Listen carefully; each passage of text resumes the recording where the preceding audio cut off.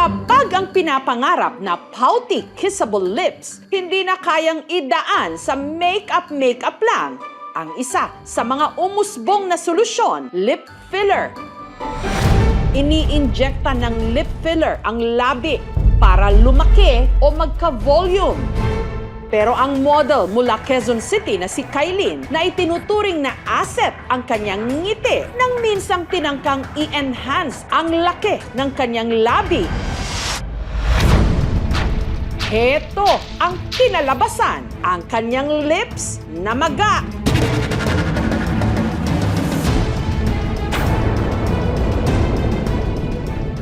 Halos dumoble ang laki. Anyari! Nung time na yon, medyo kinakabahan ako kasi feeling ko mamamatay na po. Kasi sobrang sakit nung sa ulo. Dahil sa kanyang trabaho bilang model, suki na raw si Kailin ng iba't ibang aesthetic procedures. Since nandun na po ako sa industry, kailangan ko po syempre ng enhancement sa face.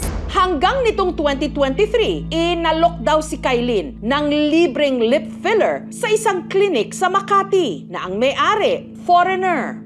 From Thailand po sila. Ang una pong ginawa is, shinape po yung lips ko. After po nun, nilagyan po ako ng pangpamanhead. Pero si Kailin, kinabahan daw. Yung gumawa sa akin, nurse lang siya. Tapos may nag-guide sa kanyang doctor talaga. Nung time po na yon, hindi na po ako nag-ask ng question kasi hindi rin nila maintindihan yung English.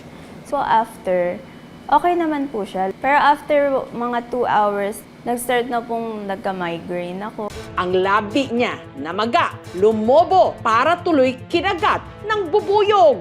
Para na akong duck po. Then kinontak ko po sila. Sabi ko, normal lang po ba to na mamamaga? Sabi nila, normal lang naman mamaga. Lagyan mo lang ng ice. Pero kahit ikinold compress na ni Kailin ang kanyang mga labi, wa-effect pa rin daw. Feeling ko mamamatay na po. Kasi sobrang sakit nung sa ulo. Kaya nagdesisyon na siyang ipatanggal na lang ang itinurok sa kanyang fillers. Pagka-dissolve, medyo namamaga pa. So, umabot po siya ng 1 week. Normal ang swelling actually for the first 24-48 hours. Kung nagmaga pa siya more than that, baka may allergic reaction or baka iba yung injection sa kanya na material. So, go to the reputable doctor. Yung lips ko po ngayon, okay na po siya. Sa trusted clinic na po ako nagpapagawa.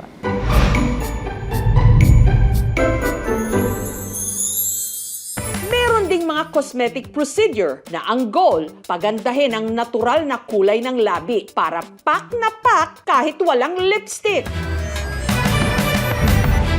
Ito raw ang gusto sanang ma-achieve ng tiga Iloilo na si Fatima. Nung bata pa ako kasi may nadalas ako binubuli. Kasi nga ang itim-itim ng labi ko. Wala daw hahalik sa akin. Nagtatanong, nagsisigarilyo ka ba? Pero sabi ko hindi. At mas lalo pa raw nabasag ang kanyang self-confidence nang iniwan siya ng kanyang boyfriend nito lang Pebrero. Magpapaganda na lamang ako sa sarili ko. Parang self-love ba? Si Fatima, nagpa-schedule agad ng lip tattoo session sa isang clinic sa Iloilo. Semi-permanent makeup ito. Nilalagyan ng pigment o kulay ang labi gamit ang maliliit na karayom na parang sa pagtatattoo. Nakakatulong daw ito para pagandahin ang natural na kulay ng labi, gawing mas pantay ang kulay o i-enhance din ang hugis. Parang binigyan lang din nila akong discount. Kahit 500 na lang. Tiis ganda. Siyempre yung tiyaturok, masakit. Pero sa halip na matuwa, napahagalpak siya sa kakatawa. Ang kanya kasing labi, hindi lang namula, lumobo pa. Uy, talaga yung paglubo niya sa labi ko. Parang times 3.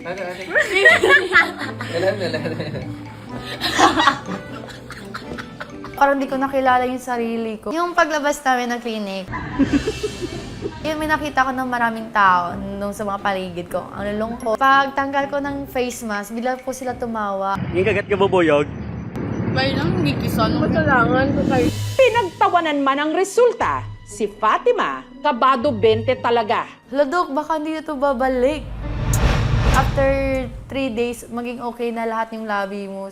Ayon sa isang esthetician, normal daw talaga na mamaga ang labi pagkatapos magpa-lip tattoo. Majority of my clients would experience mild swelling, but meron pa rin others na medyo intense yung swelling. Meron talagang mga tao kasi na hypersensitive ang reaction nila to injuries. Kapag yung swelling hindi pa rin nag-die down after 48 hours, tapos the swelling is already extending through the adjacent part of the face, experience difficulty in swallowing, susugat, well, that's the time na ma-alarm na sila. Makalipas lang ang ilang araw, ang lumobong labi ni Fatima, aba, kissable na. Ngayon po, wala na po akong lipstick. Ito po. Tattoo po talaga yung lips ko. Masaya, tapos nag-boost yung confidence ko.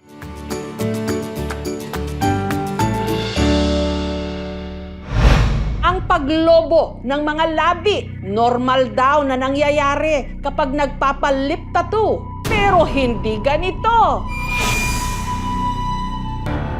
Ang labi kasi ng content creator na ito, nagkasugat-sugat at nangitim matapos siyang magpa-lip tattoo. Bakit nagsusugat ang uso ko at saan nagsimula ito? Mula nang pasukin ni Daniel ang paggawa ng content online, araw-araw siyang humaharap sa camera. Kaya naku-conscious daw siya, lalo't hindi kagandahan ng kulay noon ng kanyang labi. It's my first time na mag-try ng mga lip tattoo. Actually, parang makati lang siya. Pero makalipas ang ilang araw, unti-unti raw itong nagsugat. Para siyang naging paltos na, alam mo yung paltos na merong tubig sa loob? Hindi na ako mapakali. Agad niya itong ipinakonsulta at nalamang nagka-allergic reaction pala siya. Nakalimutan ko na that time pala, kumain ako ng squid ink pasta. Binigyan lang din ako ng ointment na kailangan gamitin. Pero worth it naman daw ang kanyang pinagdaanan. Nang tuluyan kasing naghilom ang sugat sa kanyang labi, camera ready na ulit ang kanyang ngiti. Hindi na ako kailangan gumamit ng mga tint, ng mga lipstick. Kailangan i-follow yan yung do's and don'ts and follow your doctor. Walang masama kung gusto mong pagandahin ang iyong labi. Yung kagat ka bubuyog? Basta't wag lang lalabis. Lalo't ang ganda ng ating lips, hindi lang nakikita sa laki, kulay o hugis, kundi sa mga salita na dito'y namumutawi. Thank you for watching, mga kapuso. Kung nagustuhan niyo po ang videong ito, subscribe na sa GMA Public Affairs YouTube channel. And don't forget to hit the bell button for our latest updates.